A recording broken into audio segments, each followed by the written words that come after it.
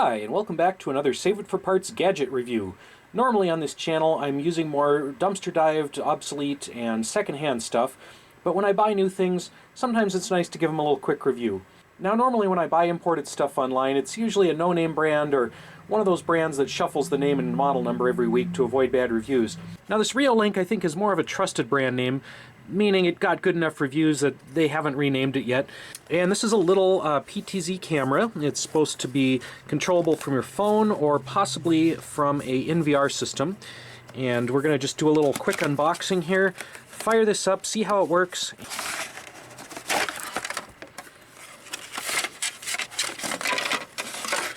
Alright, so the quality definitely looks decent compared to some of the junk I buy online.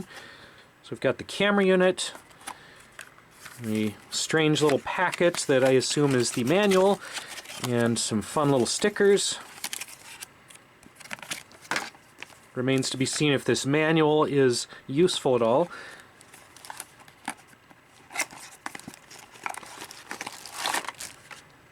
And then we've got some mounting hardware, and the power supply, and a little more mounting hardware. The power cord is nice and long. This thing's like 8 or 9 feet, so definitely have some flexibility when mounting this. And the little manual actually seems useful. This is definitely a step above a lot of the imported stuff I buy, where it's actually readable, has useful instructions, useful graphics, and if the manual isn't clear, it actually tells you what to do. Welcome to Reolink.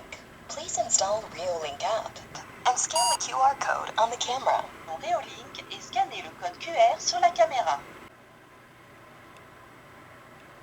Scansionare il codice QR sulla telecamera.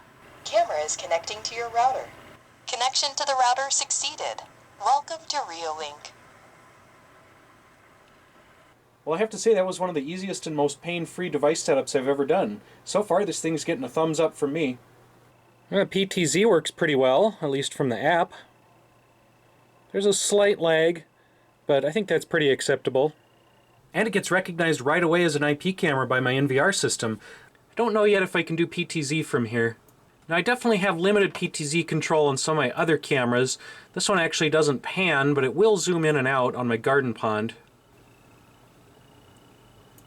However, I'm not seeing that interface option on the Reolink stream, so we might have to fiddle around with that a little more if we want PTZ in the third-party viewer. Now the app is actually pretty slick, it's very intuitive, it's easy to use. The only thing I haven't figured out how to do yet is change the IP address. I'd like to have a static IP so that my NVR always knows where to find this. Haven't quite figured that out. I don't know if it's going to change IP addresses when the router reboots or if this thing reboots. I guess we'll have to find out about that later. Now one thing I'm interested in, and this might go a little bit above and beyond the standard review, is will the PTZ work in different orientations? It seems like it's designed to sit on a desktop like this, but I want to know, will it still pan and tilt when it's upside down? Will it do it when it's on its side? Can I mount this to the wall? Can I mount it to the ceiling? What happens? So let's try it upside down first. Seems to work just fine. And I think there's a way to invert the video. I actually just noticed there's a little SD card slot under there. Alright, so how about sideways if I tape this to the wall? Well, seems like it works just fine that way as well. So where I plan to use this is in the kitchen, and I'm replacing this IP camera, which is made from an old phone. This thing kind of works, but the app reboots itself a lot, and it's just not super reliable, so that's why I got the Reolink camera. I'm using this weird recessed socket that 1950s houses came with because people thought analog kitchen clocks were the coolest thing, but unfortunately the power brick doesn't fit in there. I'm going to have to get a little extension thingy here.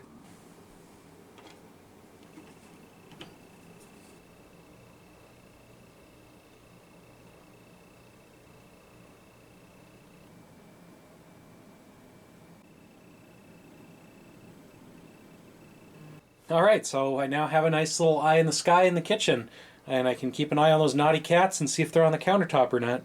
So the app comes with a bunch of other features too. You can record video, snapshots, and you can even trigger an alarm if you see some suspicious activity happening. You can trigger audio monitoring. Check. Check. Test, test. Test. Test. Let's see if two-way audio works. Check, check. Check. Check. Check. Check. So that kind of works. It does do the little siren first. You can also record preset points for the PTZ to go to automatically. Alright, I'm not quite sure how it happened, but the PTZ Control interface did show up in the third-party app, and it works just fine with the Reolink, so I'm able to hand tilt, look around with it. And then to address my other outstanding question, to change from DHCP to static IP address, you can't actually do that through the phone app, but there is a Reolink desktop application for Windows, and that gives you more control over the network settings. I think I'm going to go ahead and give this thing a 5-star review. The only thing that it didn't do that I wanted was the power cord didn't fit in my weird 1950s wall outlet, and that's hardly the camera's fault. In conclusion, I would say that the Reolink E1 Pro is a pretty good camera. It works reasonably well. It's very easy to set up. The PTZ and everything is pretty intuitive and has pretty good specs. For just a random internet purchase, I would say this thing is a good value for the money, and I would recommend it. I hope this quick review has been useful. Thanks for watching, and we'll see you next time.